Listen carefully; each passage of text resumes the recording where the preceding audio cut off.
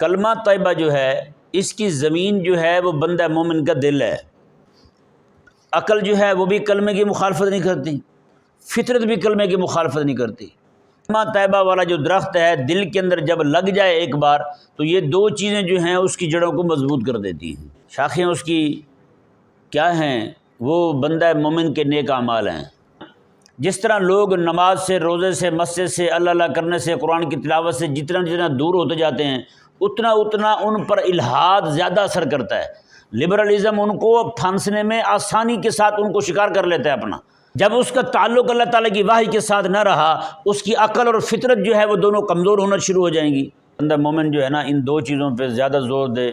عقیدے کا حسن اور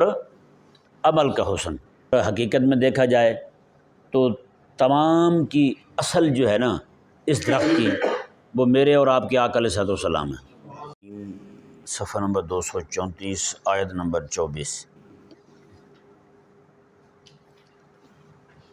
اعوذ باللہ من الشیطان الرجیم، بسم اللہ الرحمن الرحیم۔ ألم تر كيف ضرب الله مثلا كلمة طيبة كشجرة طيبة أصلها ثابت وفرعها في السماء۔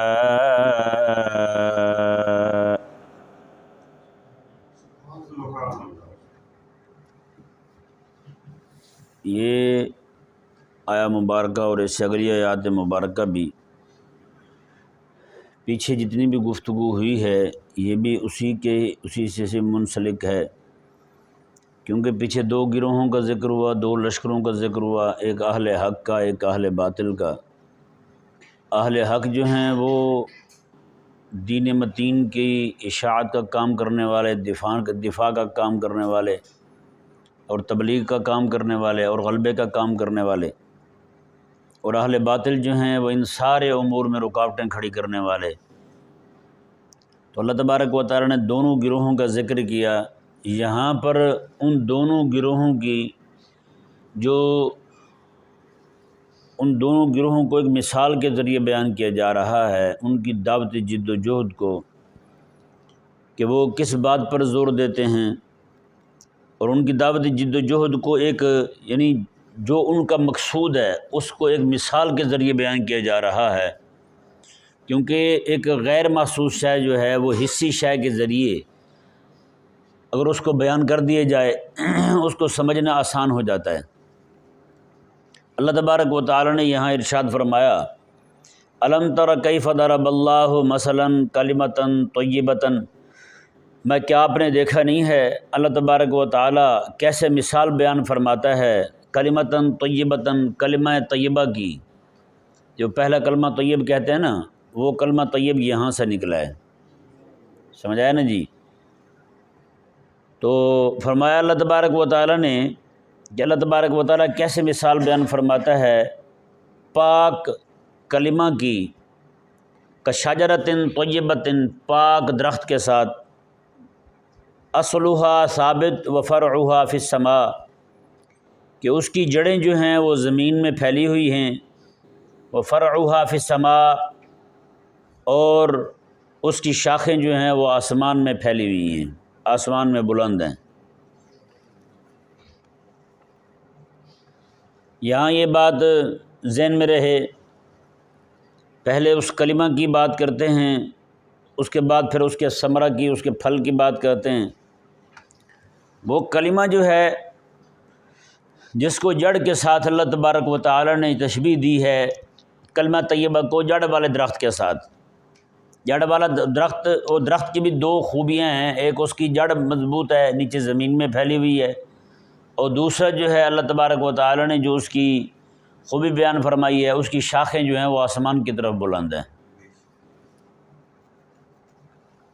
یہ ذہن میں رہے جیسے کلمہ طیبہ ہے، درخت جو ہے اس میں دو چیزیں ہوتی ہیں، ایک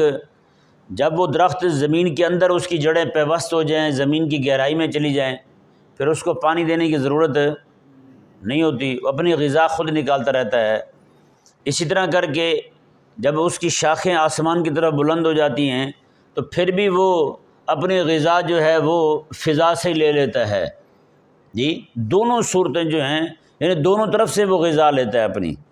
زمین کی طرف سے بھی لیتا ہے اور فضا کی طرف سے بھی لیتا ہے۔ اسی طرح کر کے کلمہ طیبہ جو ہے اس کی زمین جو ہے وہ بندہ مومن کا دل ہے،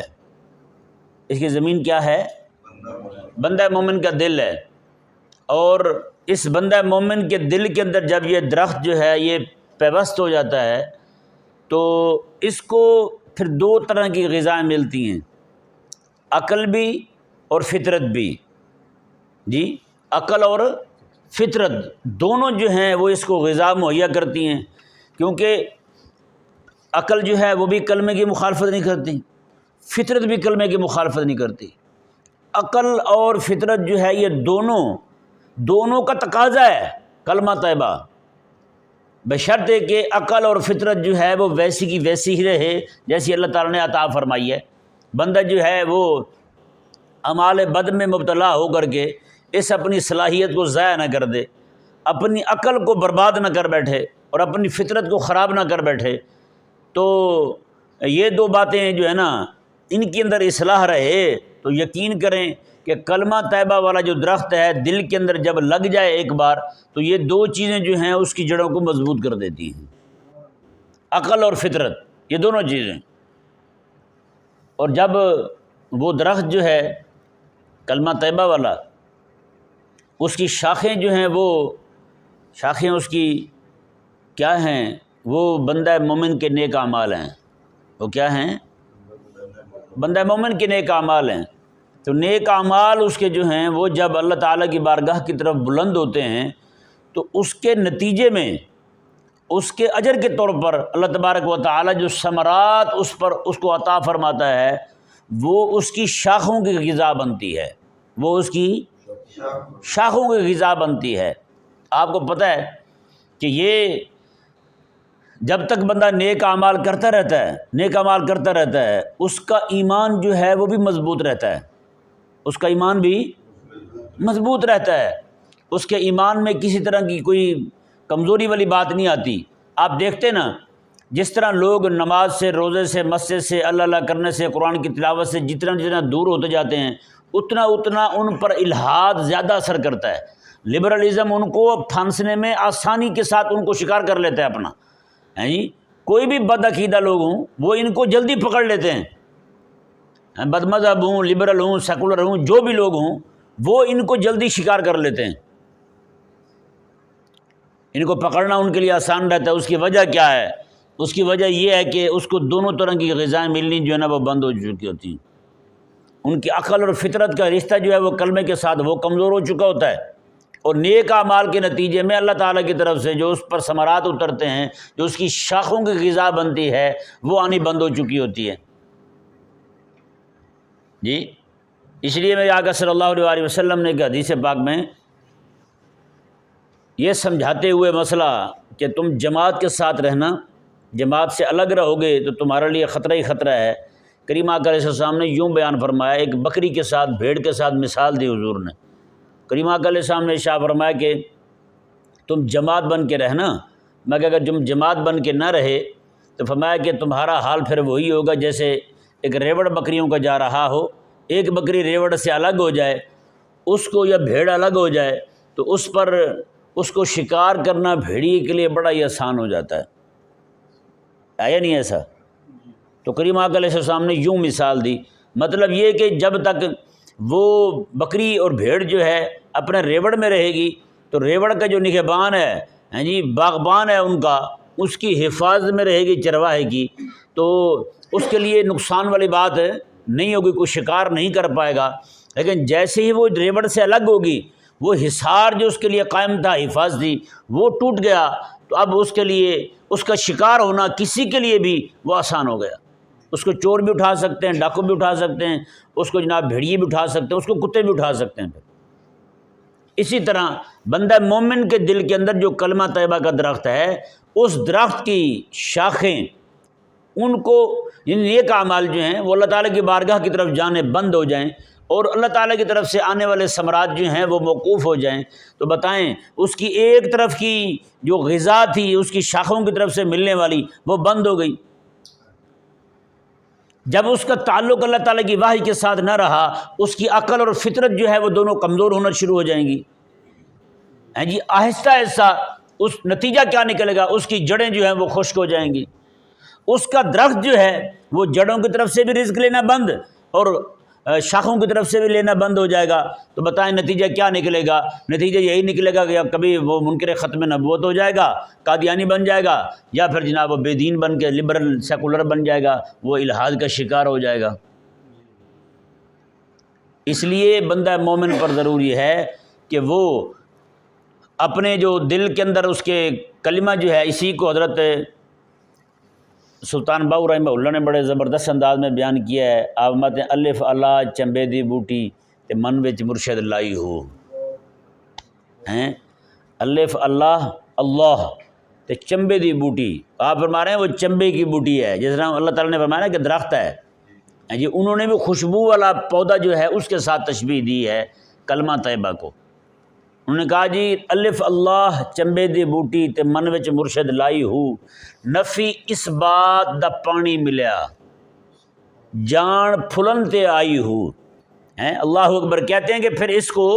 نفی کا اور اس بات کا دونوں کا پانی بیک وقت ملتا رہا، اس یعنی کہ جو بوٹی تھی اس کی شاخوں میں۔ تو نفی اس بات کا پانی کیا ہے؟ نفی اس بات کا جو پانی لوگ پڑھتے نفی اس بات دا پانی ملیا، اس بات نفی اس بات کا نفی کیا ہے جی؟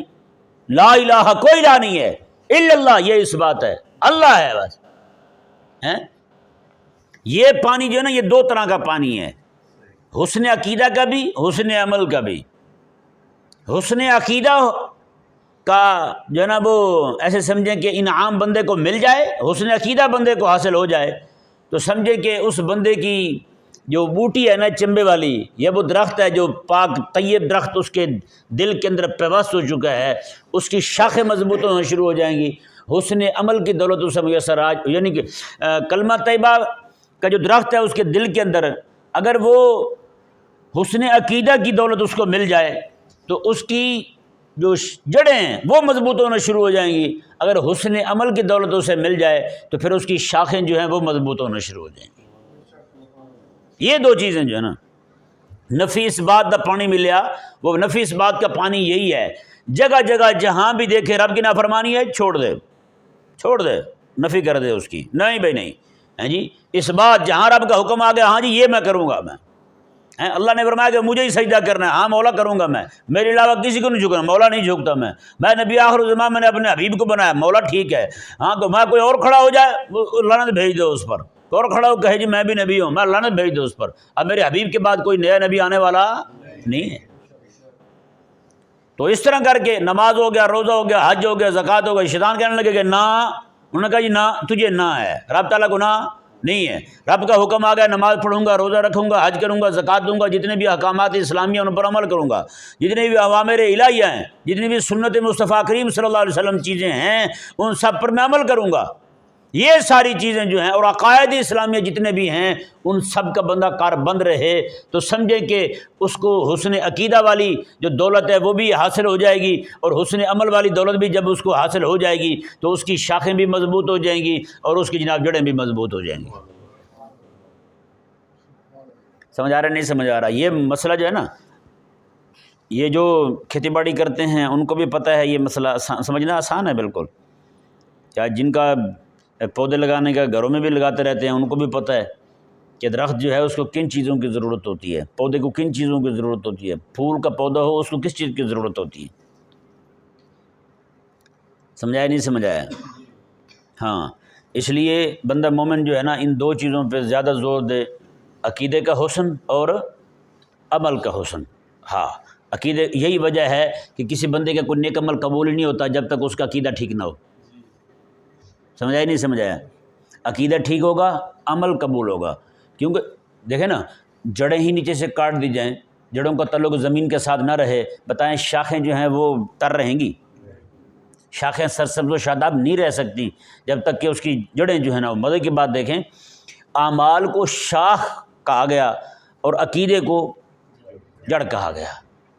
اللہ اکبر۔ اس لیے کسی بھی بندے کے عمل کے قبول ہونے کے لیے ضروری ہے کہ اس کا عقیدہ ٹھیک ہو۔ ہماری عوام جو نا کہتی ہے فلانا بھی جنت جائے گا، فلانا بھی جنت جائے گا، اور بھائی اس کے جو اعمال ہیں اس کے نیچے تو اس کی ٹہنیاں مضبوط نہیں ہیں۔ وہ تو جناب تھوڑی سی ادھر آندھی آئی تو اس نے درخت نہیں ادھر جا گرنا ہے، اس کے نے جتنا مرضی بڑا درخت کھڑا کر لے، کئی سو سال پرانا پیپل کا درخت بھی کیوں نہ کھڑا کر لے اپنے اعمال کا اتنا بڑا کر کے ہیں، تو جب اس کی نیچے سے جڑیں ہی مضبوط نہیں ہیں تو کب تک وہ چلے گا اس کا درخت، وہ تو گر جائے گا نیچے۔ ایک تو معنی اس کا یہ ہوا جو آپ کے سامنے بیان کیا، اور دوسرا معنی جو ہے نا وہ اس کا اللہ تبارک و تعالی نے جو پچھلی آیات کریمہ ابھی تک پڑھی ہے نا جی، اس کے تناظر میں غلبہ حق کے لیے کام کرنے والے اور غلبہ دین کی راہ میں رکاوٹیں کھڑی کرنے والے دونوں کا ذکر ہوا ہاں جی۔ تو یہاں اس آیت مبارکہ میں بلکہ اس کی اگلی آیت مبارکہ میں بھی 2 آیات کریمہ میں اللہ تبارک و تعالی نے جو بیان فرمایا ہے وہ کلمہ طیبہ کی جو مثال دی ہے اللہ تبارک و تعالی نے اس درخت کے ساتھ جو پاک درخت ہے جس کی جڑیں وہ جناب زمین کے اندر پیوست ہیں اور اس کی شاخیں جو ہیں وہ آسمان کی طرف بلند ہیں، دونوں طرف سے وہ غذا لے بھی رہا ہے ہاں جی اور اپنی تسکین بھی حاصل کر رہا ہے۔ تو اس جڑ سے اس درخت سے مراد جو ہے وہ کیا ہے جی، اس پہ ذرا غور کرتے ہیں۔ دوسرا معنی اس کا بیان کرتے ہوئے یہ وہ درخت ہے جی جس درخت کے ساتھ اس کو تشبیہ دی جا رہی ہے، وہ درخت اس کی جڑ جو ہے وہ حضرت آدم علیہ السلام میں یا حضرت ابراہیم علیہ السلام ہے۔ سمجھ آیا نا جی؟ حضرت آدم علیہ السلام یا پھر حضرت یعنی ایک وقت میں آدم علیہ السلام ہے، پھر اس کے بعد ابو الانبیاء حضرت ابراہیم علیہ السلام ٹھہرتے ہیں۔ تو ابراہیم علیہ السلام جو ہیں آپ اس کی جناب وہ جڑ بنتے ہیں، اور اس کے بعد جو سلسلہ سارا چلتا آیا وہ سارے کا سارا اسی درخت کی شاخیں ہیں، اسی درخت کی شاخیں ہیں۔ اور حقیقت میں دیکھا جائے تو تمام کی اصل جو ہے نا اس درخت کی وہ میرے اور آپ کے آقا علیہ السلام ہیں۔ ہاں ہمارے علماء نے یہی بیان کیا ہے ہاں جی، بظاہر تو آقا علیہ السلام آخر میں تشریف لائے ہیں، لیکن حقیقت میں سب سے پہلے آقا علیہ السلام ہیں۔ حضرت جابر رضی اللہ تعالیٰ نے پوچھا تھا نا آقا علیہ السلام سے، یا رسول اللہ صلی اللہ علیہ وسلم اللہ تعالیٰ نے سب سے پہلے کون سی شے کو پیدا فرمایا تھا؟ میرے آقا علیہ السلام نے فرمایا کہ یا جابر ان اللہ خلق قبل الاشیاء نور نبیک من نورہ، اے جابر اللہ تبارک و تعالیٰ نے اپنے نور کے فیضان سے تیرے نبی کے نور کو سب سے پہلے پیدا کیا تھا۔ مصنف عبدالرزاق میں یہ حدیث پاک بڑی طویل موجود ہے، وہاں پر اصحاب ذوق جو ہیں اسے پڑھ سکتے ہیں۔ اس کا پہلا حصہ جو جز مفقود تھا اس کا وہ بحمد اللہ بازیاب ہو چکا ہے، اہل ایمان کے ایمان کو مزید جلا بخش رہا ہے، وہ پڑھنے سے تعلق رکھتا ہے کہ آقا علیہ السلام کا نور جو ہے وہ کہاں کہاں رہا، اللہ تعالیٰ نے کب پیدا کیا، پھر سب فرشتوں کی تخلیق بھی اسی نور سے ہو رہی ہے جی، سب نبیوں کی تخلیق بھی اسی نور سے ہو رہی ہے جی، جنت کی تخلیق اسی نور سے ہو رہی ہے، آسمانوں کی تخلیق اسی، یعنی کہ ساری چیزیں جو ہیں پھر اسی نور کا فیضان ہے۔ اصل مبدا جو ہے نا جس سے اللہ تعالیٰ نے ساری چیزوں کو پیدا فرمایا وہ میرے اور آپ کے آقا علیہ السلام کا نور مبارکہ ہے۔ تو پھر حقیقت دیکھا جائے تو پھر وہ درخت بھی حضور ہی ہیں، وہ جڑ بھی حضور ہی ہیں، وہ اصل بھی حضور ہی ہیں، وہ بنیاد ہی حضور ہی ہیں، بس سمجھ آیا نا جی؟ تو انشاءاللہ عز و جل کل اسے مزید کھولیں گے۔ اللہ تبارک و تعالی سمجھنے کی توفیق عطا فرمائے۔